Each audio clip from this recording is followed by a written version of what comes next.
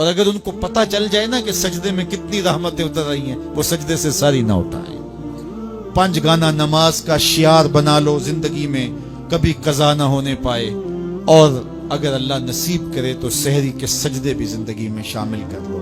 دیکھنا زندگی کس طرح ٹینشن فری ہوتی ہے۔ آج ہر بندہ کہتا ہے مشکلیں، اور میاں جس وقت مشکلیں ٹلتی ہیں، جس وقت مصیبتیں زائل ہوتی ہیں، وہ لمحے تو سو کے گزار رہا ہوتا ہے۔ صبح اٹھ کے نمازی بھی ٹکرے مار کے جلدی جلدی صبح کا وقت گزارنے کی کوشش کرتے ہیں، میرے جیسے نکمے لوگ۔ لیکن صاحب نہیں، وہ وقت تھوڑا سا دیجئے، اس وقت میں بیٹھیے اور اللہ کے حضور سجدہ ریزیوں کا مزاج بنائیے۔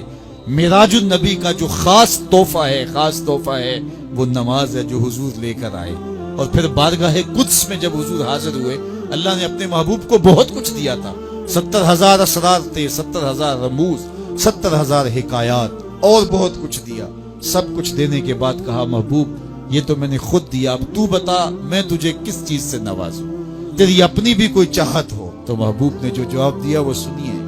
ہم ہوتے نہ جانے ہمیں کوئی اختیار دیا جائے تو کیا مانگ لیں، کوئی دولت مانگے، کوئی ثروت مانگے، کوئی شہرت مانگے، لیکن ذرا دیکھیے انتخاب دیکھیے حضور کا، اور پھر اشش کیجیے حضور کے انتخاب پہ۔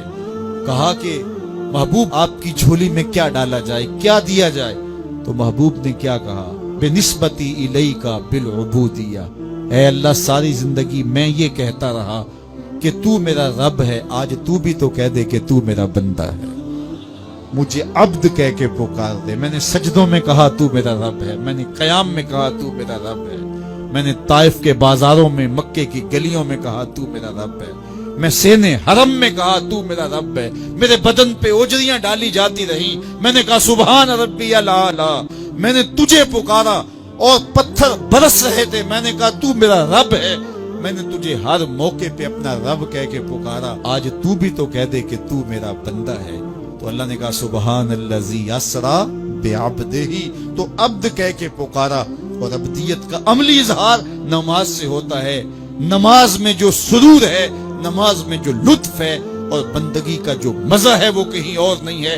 حضرت سیدنا غوث اعظم رضی اللہ تعالیٰ عنہ فرماتے ہیں کہ ولایت میں جو سب سے بڑا مرتبہ ہے جو ولی کو نصیب ہو جاتا ہے، وہ مقام بندگی نصیب ہوتا ہے، وہ عبودیت کا مقام ہے جو بندے کو نصیب ہوتا ہے۔ تو یہ بندے کے لیے معراج ہے، اسی لیے کہا گیا الصلاۃ معراج المومنین، نماز مومن کی معراج ہے۔ حضور تو وہاں تک پہنچے جہاں کسی کا تخیل بھی نہیں پہنچ سکتا، لیکن بندہ اس معراج کا حصہ لینا چاہے اور اس کی برکتیں سمیٹنا چاہے تو پیشانی سجدے میں رکھ کر کے اللہ کے حضور بندگی پیش کرے۔ اللہ ہم سب کو اپنے حضور عجز و نیاز کے سجدے